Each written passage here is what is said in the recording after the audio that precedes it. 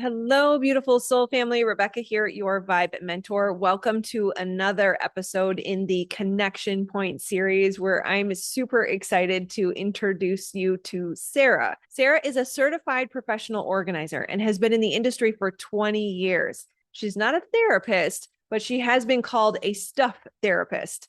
Sara's personal experience with trauma and addiction has shaped the way she works with her clients, many of whom have also experienced trauma themselves. When our homes become that visual representation of what we fear or we might be feeling or struggling with, Sara is the person to help. In this episode, she shares with us how vulnerable it can be to let someone into your home. Sara's awareness, empathy, and extensive experience with change gives her an innate ability to help her clients feel heard and seen without the clutter, ultimately allowing them to learn how to care for themselves. In this episode, Sara shares with us her experience with life, early childhood, what led her to start this business, and she offers us tips and tricks on how we can get started on cleaning up not just our external environment, but our internal environment as well. She has offered us some amazing gifts, so make sure you stick around to the end. And without further ado, here is Sara. Welcome, welcome, welcome, Sara. So glad to have you here. So excited to introduce you to the Vibe Mentor Soul family. Tell me more about you. What is it that you do? I'm really happy to be here. Thank you so much. I'm a certified professional organizer. I've been doing this for about 20 years, and I love any time I can get to speak about it because it is so much more than closets. There's so much more to share about it. So I'm happy to be here to talk about what this is all about. Beautiful. Yeah, I'm excited to bridge this gap. We haven't ever had an organizer on the channel before, and yet we know that what is within us ends up being demonstrated outside of us. And so there's a really important key in understanding how to clarify both the internal vessel as well as the external. So excited to introduce you to the soul family and all of your beautiful gifts that you bring to the table. So tell us more about your origin story. What was your childhood like? Yeah, happy to. So I grew up in a household riddled with addiction, alcohol and drugs. Just about everybody in the family had this problem. Grandparents, parents, uncles, aunts, all of them. Um, so as I'm sure you understand that causes a lot of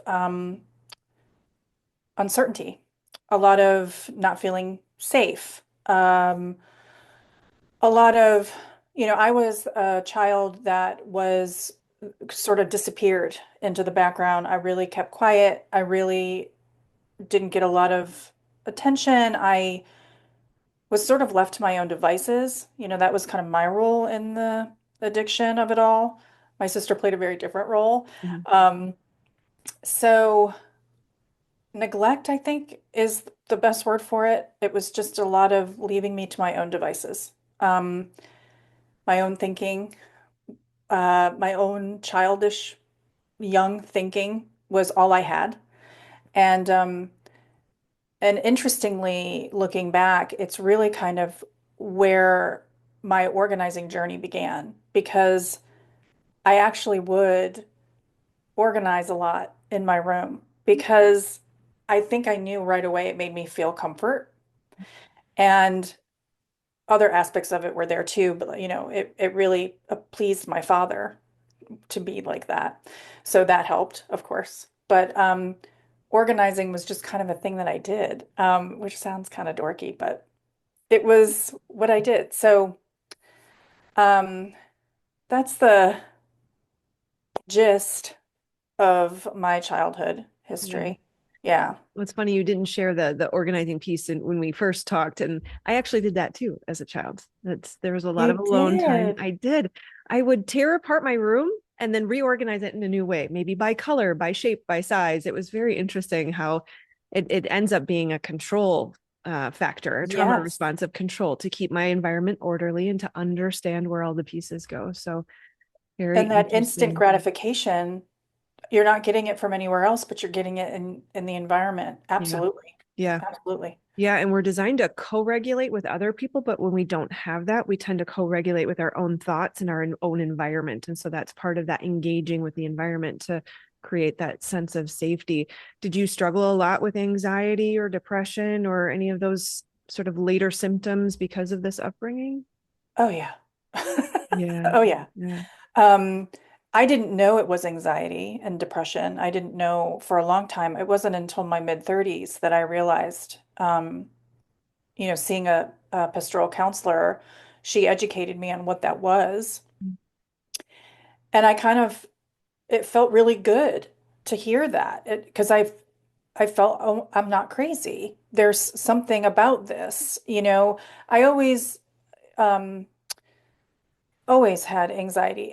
No one ever saw it though.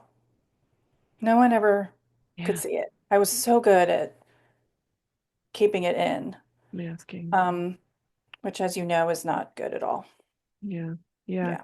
You mentioned the pastoral counselor shared a phrase with you that was really important. It stood out to me as well. I've even thought of it since we first talked. The phrase that to worry is an insult to God. Yeah. She was an amazing woman.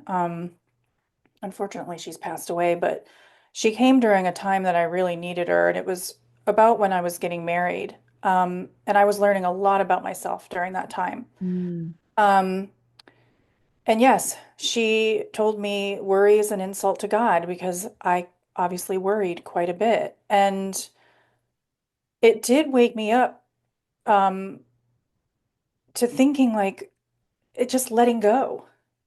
That really woke me up to letting go, that phrase. I can't say that I perfected that. I can't sit here and tell you I'm cured of that. Um, probably none of us have. yes, but knowing and having that phrase, in my heart, in my head is helpful. Absolutely. Yeah. And you mentioned you stumbled into a really great husband, which is rare for someone who's experienced that complex trauma upbringing. And so tell me more about him. How did he shape your life and how did that help you heal? Yeah, so he was a really calm, cool, and collected guy and confident.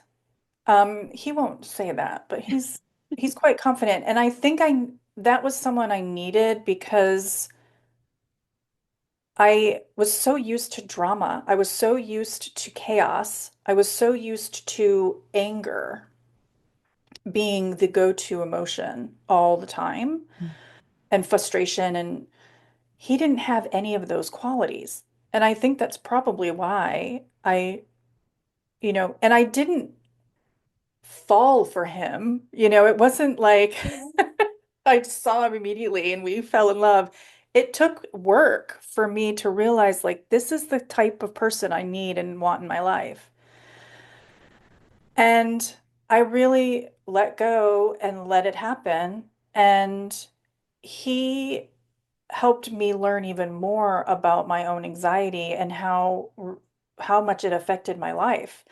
I would ask him, I mean, I remember when him and I were together, um, I didn't share this with you before, but I would lay awake at night going through the tapes of how am I going to escape the house if someone comes in and hurts me, right? If someone tries to come in and attack me.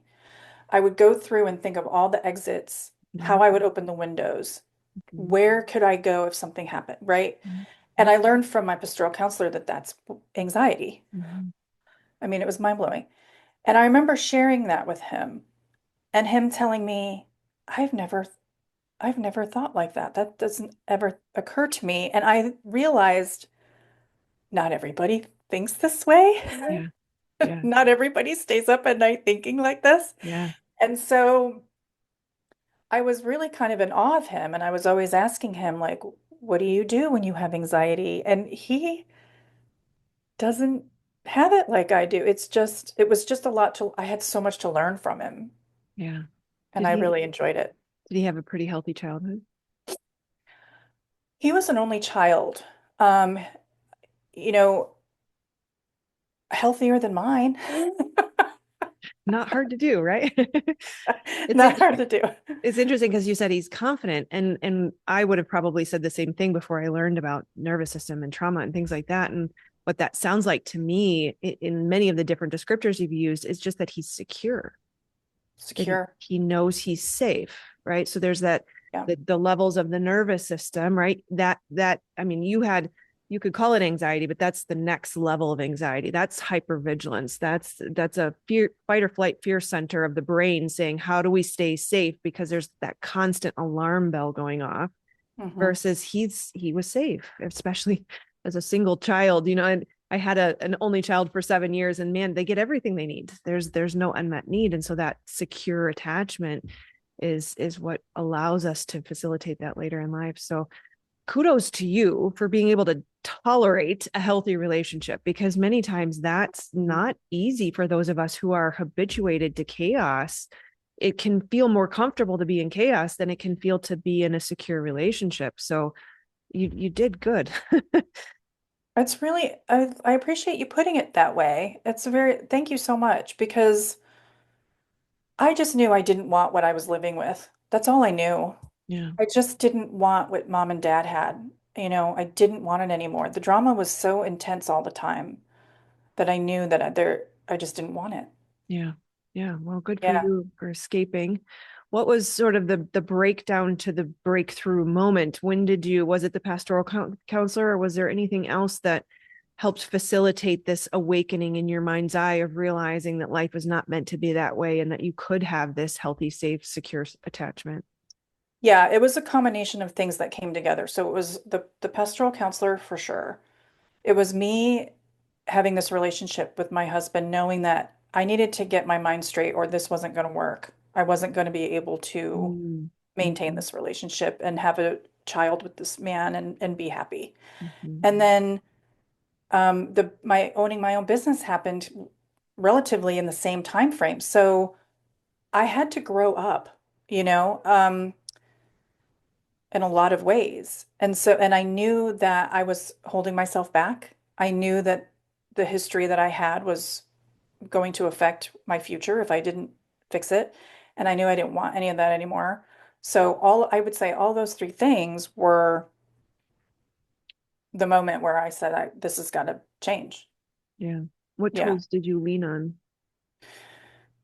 So I leaned on counseling for sure. I mean, at the time, I think I mentioned to you, I had a life coach as well that helped me understand how I was going to get from point A to point B in my business. Mhm.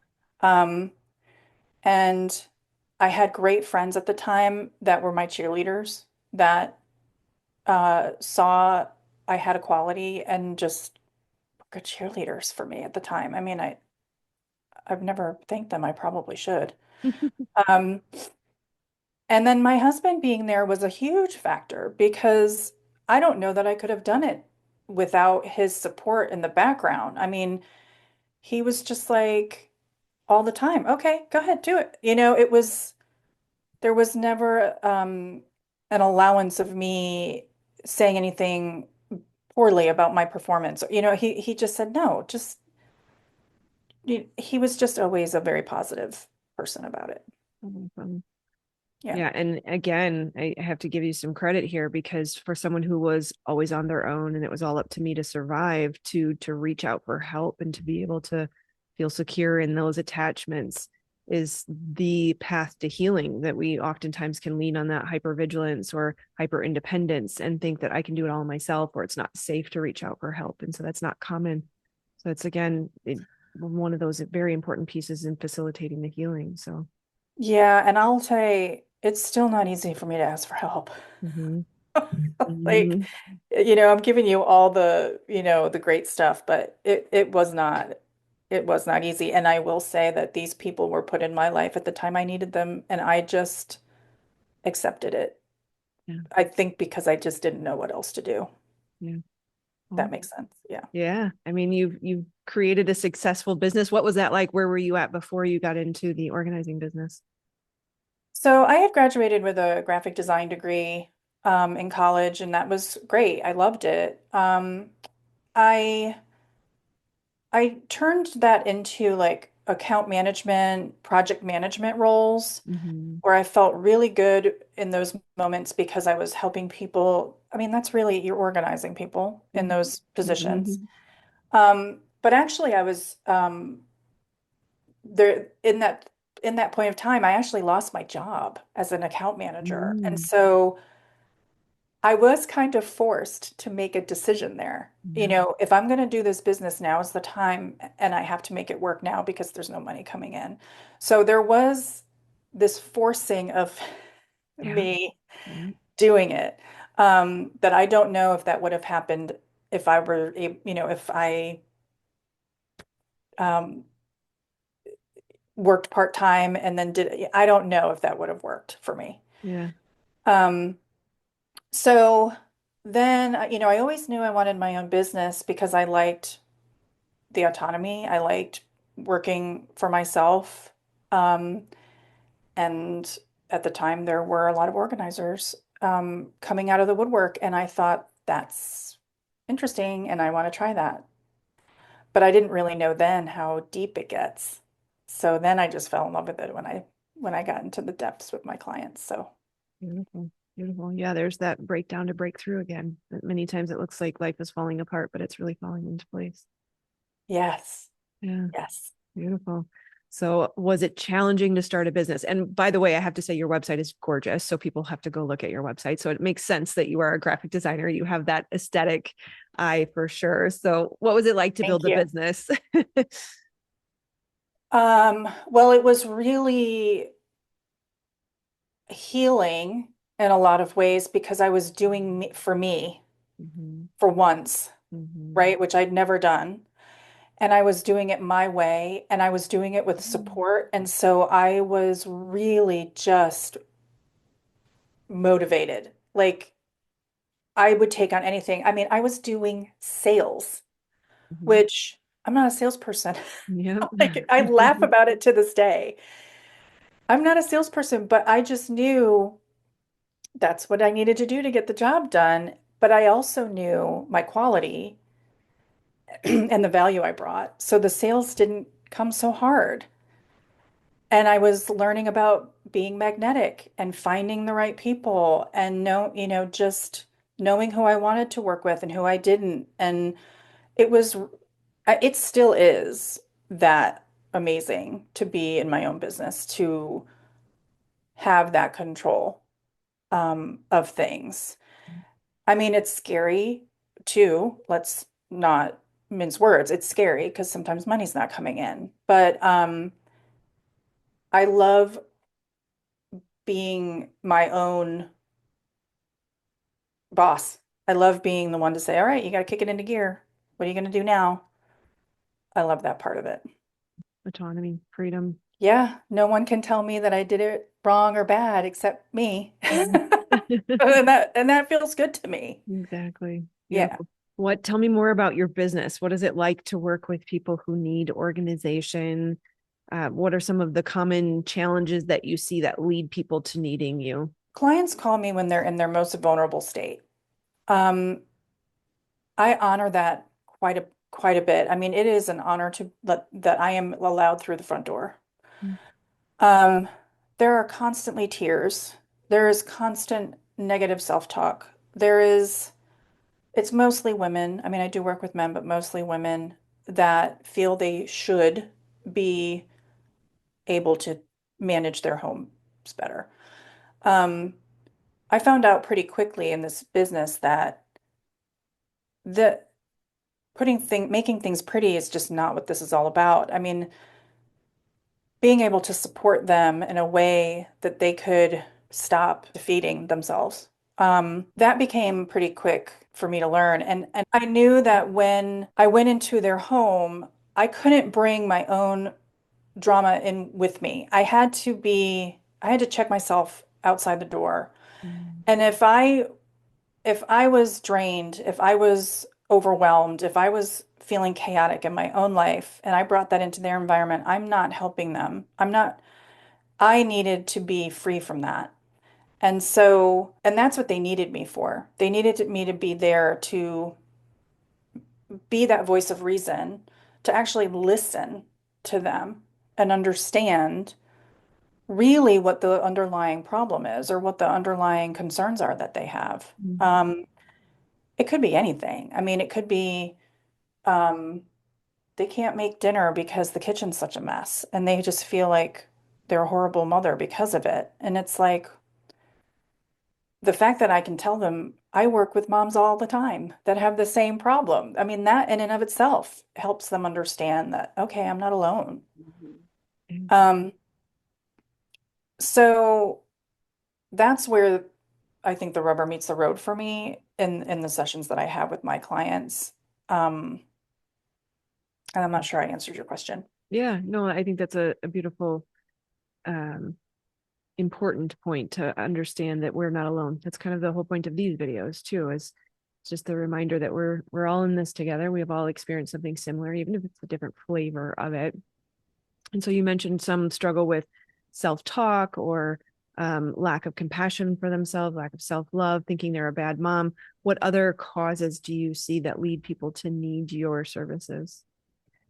So they're usually, I mean, there's trauma's present quite a bit. And I've told you, I am not a therapist. I do not diagnose or do anything like that, but I understand. I Mhm. see it. My intuition, I can see it very clearly. Trauma's quite there quite often. Mhm. Um, and then it's layered with things like attention deficit disorder, other learning disabilities, or it's layered with a situational circumstance, like they're moving, and it's just like taking them to the next level. Or maybe they're getting a divorce, or maybe they're having a baby, and those types of things just take them to this level that they just can't manage. Mhm. Um, there's chronic disorganization, which is there's actually an association I'm a member of that is all about that. It's Mhm. called the Institute for Chronic Disorganization, and it's all about how people all of their lives have been disorganized, or they didn't never learn the skills, or their quality of life is diminished because of it. So it's been with them forever, and they just don't know how to get through life Mhm. organizationally.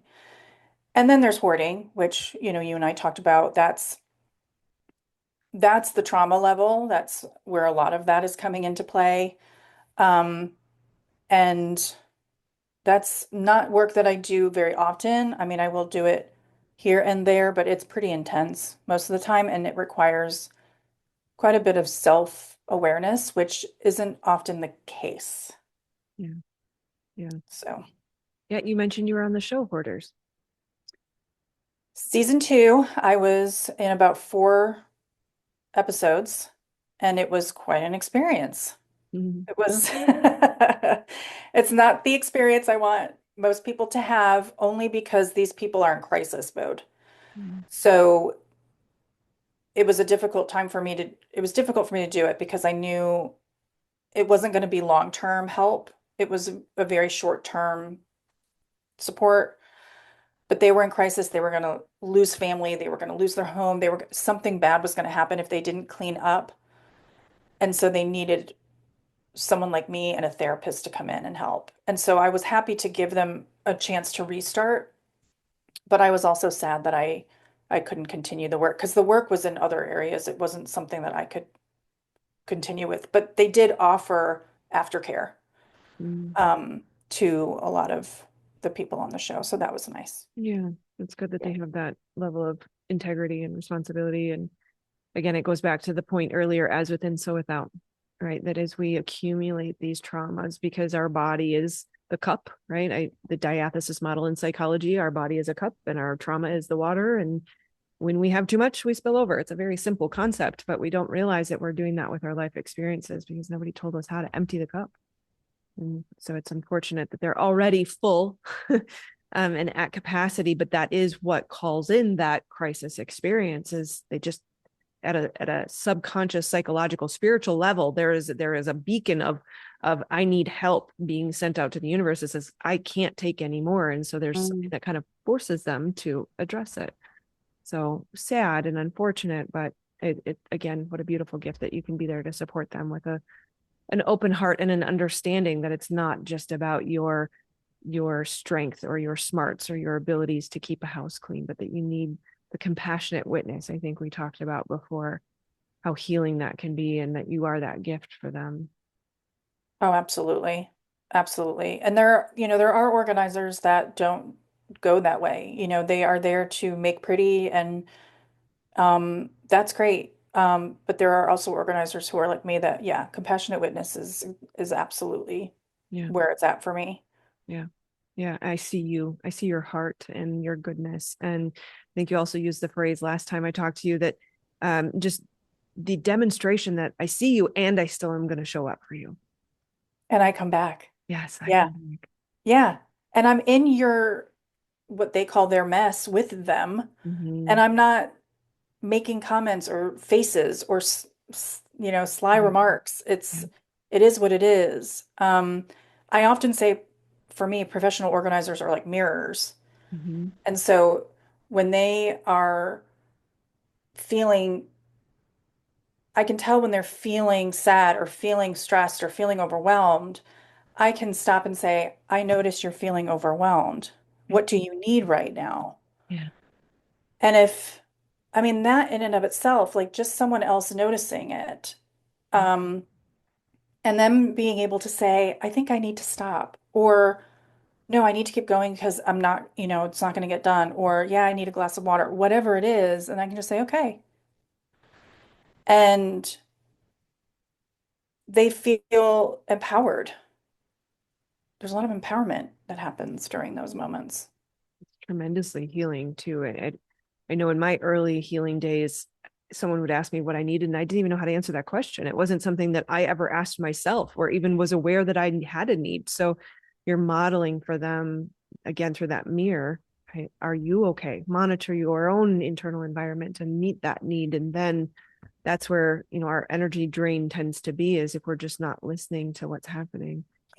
A lot of the times they're not even really noticing their own anxiety. Mm-hmm. It's happened so much. Mm-hmm. And if I say, I'm sensing you're feeling a little anxious right now, and they'll say, What? What are you talking about? Or, Yeah. and I'm like, Okay, well, you know, your face is looking a little firm, your body's really tight, you know, and they're like, Oh, maybe I am. Yeah. And if they can hear that from me, someone that they trust, Mm-hmm. someone that they know isn't there to judge, Yeah. then they hear it, Yeah. Yeah. which is a And really important place for an organizer to be. yeah. Yeah. It's really interesting, the loop that is here, that because there's anxiety and tension and unmet needs, that's going to cause a system shutdown, right? So that is the collapse of the system, the freeze and the fawn, the doom scrolling, the avoidance, the lack of motivation, the lack of energy. All of these things create this situation. And then that shame creates more of an issue, right? Yes. More anxiety, and it just creates this loop.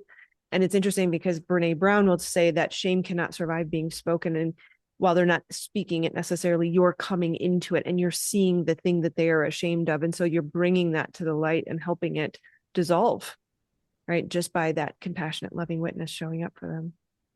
Oh yeah, absolutely. And it shows up in the most minute ways. Like, I mean, just an example, I was helping a client with going through purses. She loved them. She bought a lot of them, and I think she was starting to feel the shame of the fact that she bought so many. Mm, And I think she was feeling, right, she was just feeling some sort of shame about that. Like, why did I buy this many?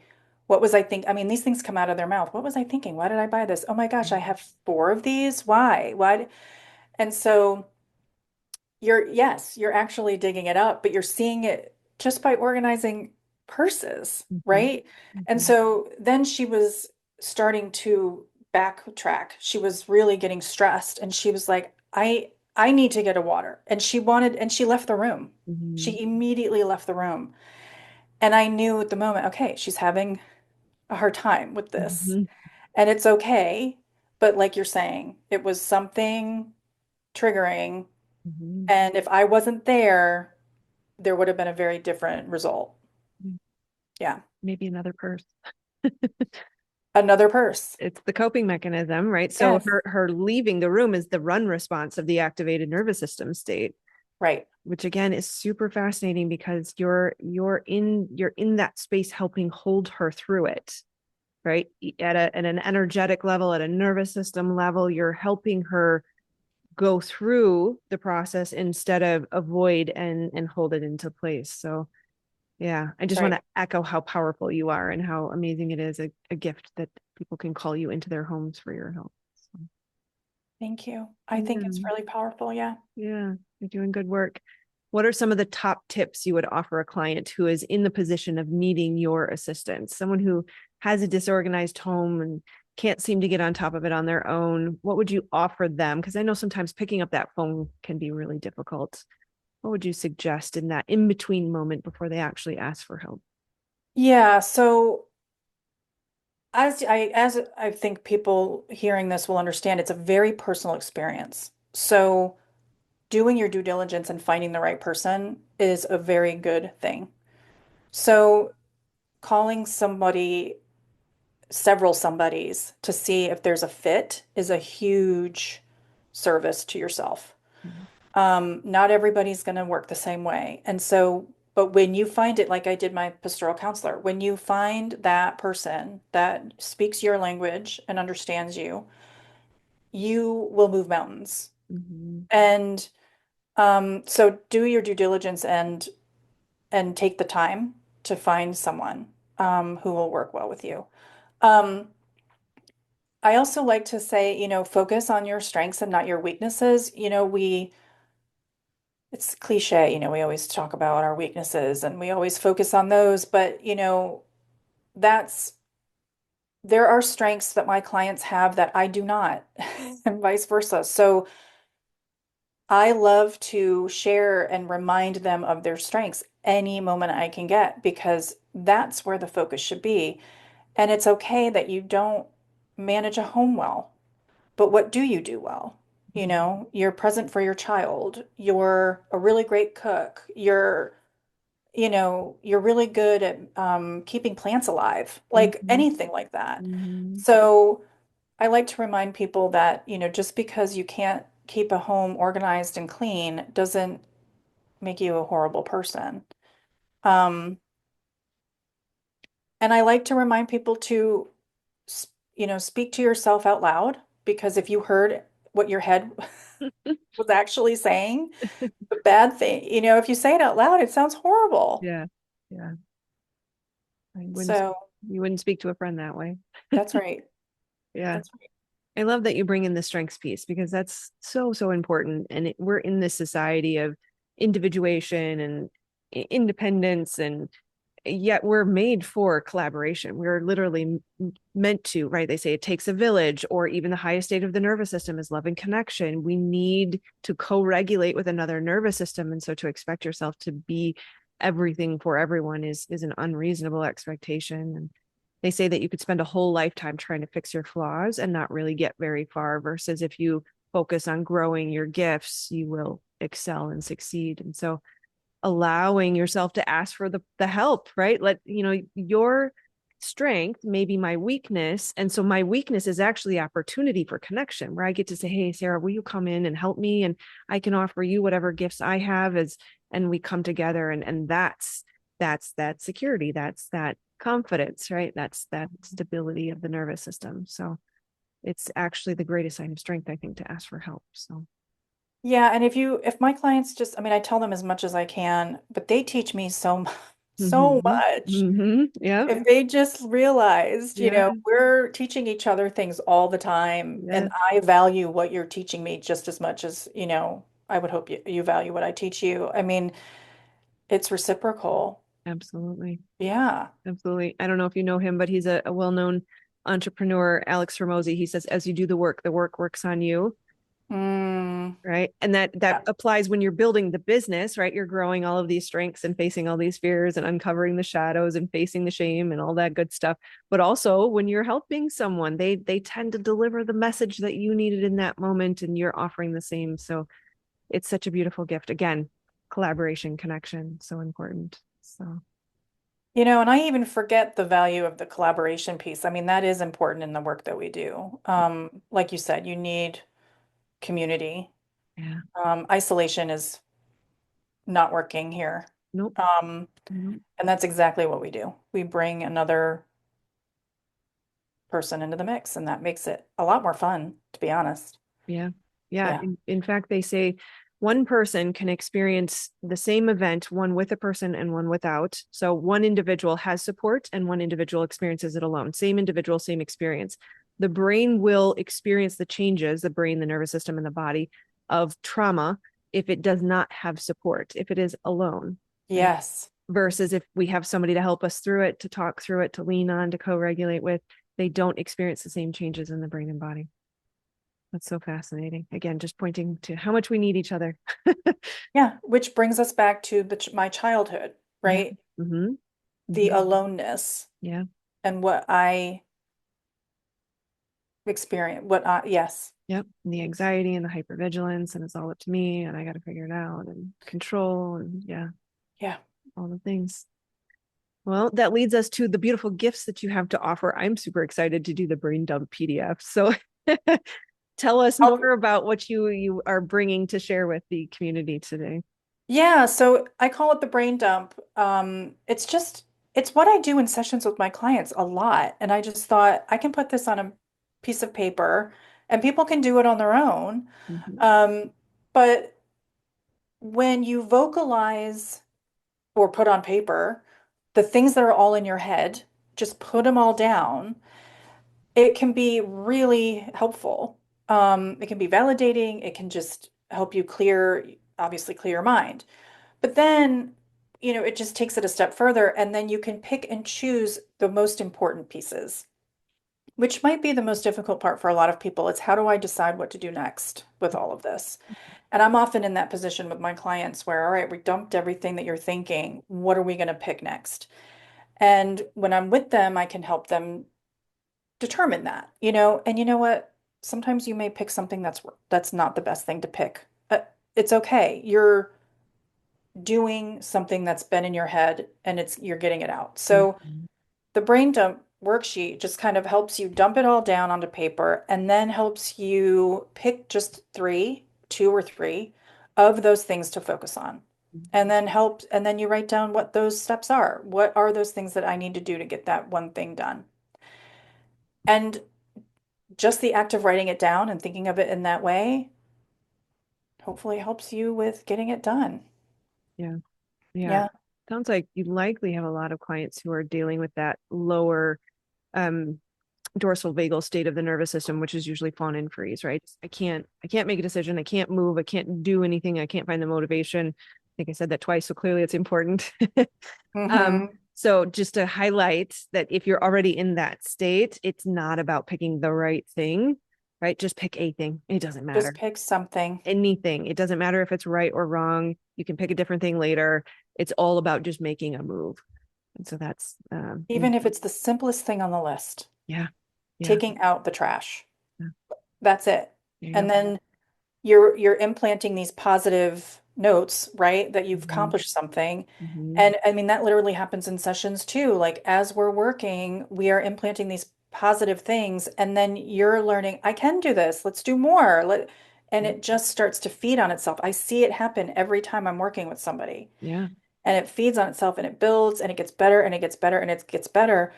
And fortunately for me, they love me because they feel this positive stuff happening when I'm with them. But really, it's just them doing the work Yep. and they're actually starting to apply it and get these positive reinforcements in Yeah. their head. Yeah. So, yeah. Yeah. And for anyone listening, take that and peanut butter spread over everything in your life because this applies everywhere, not just to organization, right? Right. Anything that you have been avoiding, this is the process, right? One baby step. One Hmm. baby step. And actually you get a dopamine hit every time you take one little baby step. And so your brain will become addicted to, oh, I can feel better. I can get more. Right. And so that's the Yep. brain will start working for you instead of against you. Yeah. So Yeah. that's the brain dump. Yeah, beautiful. And the other gift I'm so happy to share is you do virtual consultations. So you don't have to just be in your area, which is amazing. I do. I know. And they're not, it's so it's such an amazing experience because oftentimes, so when I'm with somebody in session, we're together, I have to hold back, right? I have to do my best to not do, which is really hard. But when I'm in a virtual session, I can't. So the client is really taking charge and feeling even more empowered in the virtual sessions because Yeah. they're actually doing the work and I'm guiding them through the process. And they have me there the whole time when that blip comes in and they're like, I'm stuck. I don't know what I'm doing. Where was I? Mhm. I can reframe or I can help them get to that next point. And it is really amazing. And it works a lot for verbal processors, I will say. Mhm. So if you're somebody that is good at vocalizing, good at saying the words that you're feeling, Mhm. it's very helpful for those individuals. Yeah. Isn't that interesting how it's just navigating the internal environment is the key to just about everything in life. Mm. It's amazing. Beautiful. Well, how can people work with you? How can they find you? Are you on social media? What products and services do you offer? So you can find me on sarajaneorganizing.com. That is my website. You can get more information about all the services I offer. And I am on Instagram, Sarah Jane Organizing. I'm on Facebook. I'm on Pinterest quite a bit. Um, LinkedIn, all as Sarah Jane Organizing. You can't really miss me. Can't miss her. And you know her beautiful face, so she'll be there. Yep. Beautiful. Oh, well, thank you so much. Any final parting words? Anything you'd like to add before we break today? No, I just love the conversation. I thank you Oh, so much. And I know what your words, the way that you speak, I mean, you're just an amazing woman yourself. Like the fact that you're bringing these gifts to the people that you work with, oh, to your thank you. subscribers. It's really a nice thing. I think it's great. And you've got a lot to offer. Thank you. Thank you. And Yeah. it's such a pleasure to be able to meet people like you. Oftentimes we can feel like a man on an island when we have an online business, and there's good people out there. And I think even just in general, online business or not, there's good people out there. Right? And so thank you for sharing your heart openly and letting us see you and shining your light. Yes, I hope our paths don't end here. I am sure not. Yeah. Thank you so much for sharing, and I'll look forward to talking soon. Okay.